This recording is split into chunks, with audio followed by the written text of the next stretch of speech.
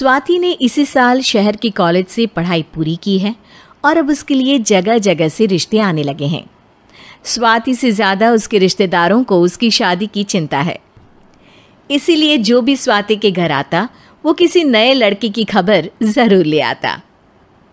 अरे दीदी, ये फोटो देख के बताओ कैसा है। राहुल नाम है लड़के का, मेरी सहेली की बहन का बेटा है। अपनी स्वाति के साथ एकदम प्यारी जोड़ी लगेगी इसकी। ज़रा दिखाना, फोटो तो बढ़िया लग रहा है। कोई गलत आदत वादत तो नहीं है ना इसे? और कमाता कितना है? अरे कोई गलत आदत नहीं है दीदी, आप कहो तो एक मीटिंग करवा देती हूँ, फिर सब कुछ फाइनल कर लेना। हाँ हाँ, ये सही कह रही हो तुम। संडे को स्वाति के पापा भी घर पे ही रहेंगे। बुआ फिर वहाँ से चली जाती है और रात को स्वाति की माँ उससे कहती है, स्वाति बेटा, आज कमला बुआ ने एक लड़के की फ़ोटो दिखाई है। संडे को वो लोग मिलने आ रहे हैं, तैयार हो ना तुम बेटा? अरे मम्मी, आप कहाँ कमला बुआ के चक्कर में आ जाती हो? अभी इतनी जल्दी कोई शादी वादी नहीं करनी है मुझे। अरे बेटा, अच्छा लड़का है, बुआ जानती है उसे अच्छे से। हाँ स्वाति बेटा, एक बार मिल तो लो, बाद में देखेंगे आगे क्या करना है।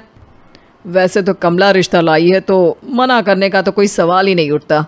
संडे की सुबह होती है और कमला बुआ राहुल और उसके मम्मी पापा को लेकर स्वाति के घर आती है।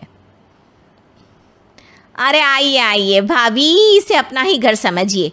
इनसे मिलिए, ये मेरे भैया और ये मेरी भाभी हैं। नमस्ते भाभी जी, ये है हमारा लड़का राहुल, सरकारी नौकरी की तैयारी कर रहा है ये। वैसे आपकी बेटी कहाँ है? अरे स्वाति बेटा, बाहर आ जाओ।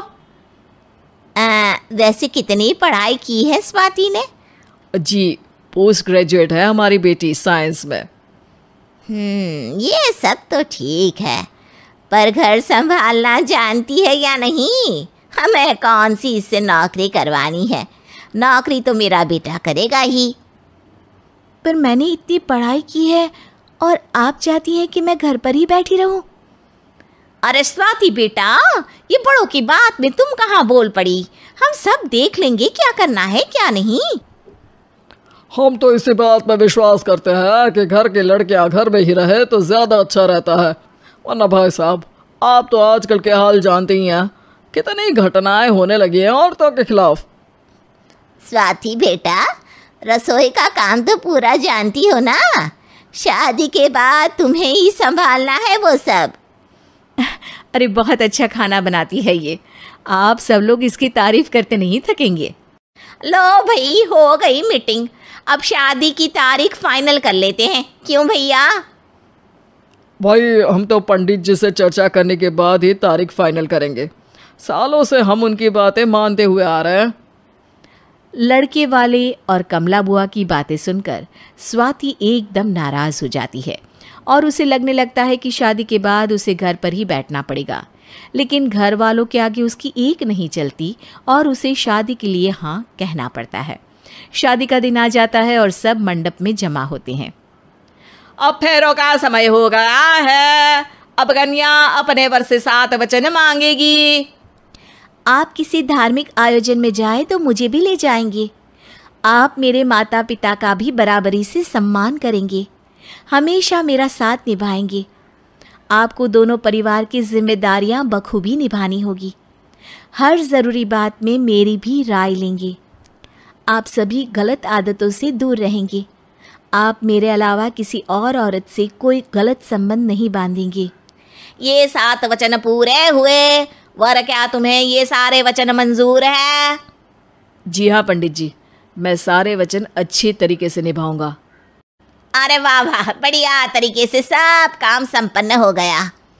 तो इसी के साथ विवाह संपन्न हुआ और आज से ये दोनों पति पत्नी हुए। 1 मिनट पंडित जी, अभी एक वचन लेना बाकी है।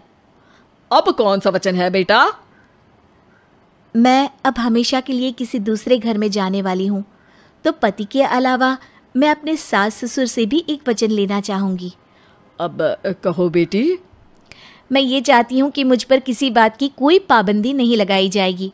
मुझे सब कुछ करने की आज़ादी होगी और मैं भी विश्वास दिलाती हूँ कि मैं एक अच्छी बहू बन के दिखाऊंगी। स्वाति की बात सुनकर उसके सास ससुर एकदम चौंक जाते हैं और कुछ बोल नहीं पाते कि उतने में कमला बुआ बोल पड़ती है। अरे बेटा, ये भी कोई कहने की बात है? रानी बन के रहोगी तुम तो। वचन देने से पहले सोच लीजिए, क्योंकि शास्त्रों में वचन ना निभाने वालों के लिए नरक से भी बदतर सजा लिखी है। स्वाति की चालाकी से वहां मौजूद सब लोग प्रभावित हो जाते हैं और लोगों में बदनामी ना हो जाए, इस कारण स्वाति के सास ससुर को उसे वचन देना पड़ता है। और कैसी अपशकुन वाली बातें कर रहे हैं आप पंडित जी? हमें मंजूर है बेटा तुम्हारी शर्त। स्वाति अपनी समझदारी से अपनी बात अपने ससुराल वालों से मनवा लेती है और खुशी खुशी राहुल से शादी कर लेती है। अब से हर शादी में मैं खुद 8 वचन दिलवाऊंगा। ओम मंगलम मंगलम मंगलम।